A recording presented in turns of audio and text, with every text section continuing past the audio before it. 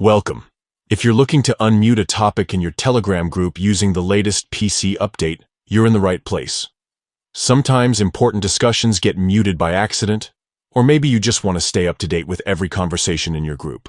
Today, I'll walk you through the simple steps to unmute a topic in your Telegram group as an admin, making sure you never miss a message again. First, open the Telegram app on your PC. Make sure you're logged into the correct account, especially if you manage multiple groups. Once you're in, head over to the group where you're an admin. You can find your groups easily in the chat list on the left side of the Telegram window. Next, click to open the group. Inside, you'll see all the topics listed.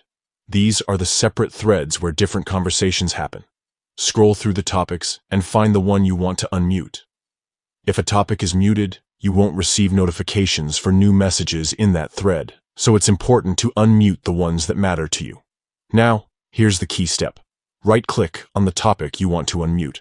A menu will pop up with several options. Look for the option labeled Unmute and click on it. Instantly, notifications for that topic will be turned back on, and you'll start receiving alerts whenever there's a new message in that thread. That's it. With just a few clicks, you can make sure you're always in the loop for important discussions in your Telegram group.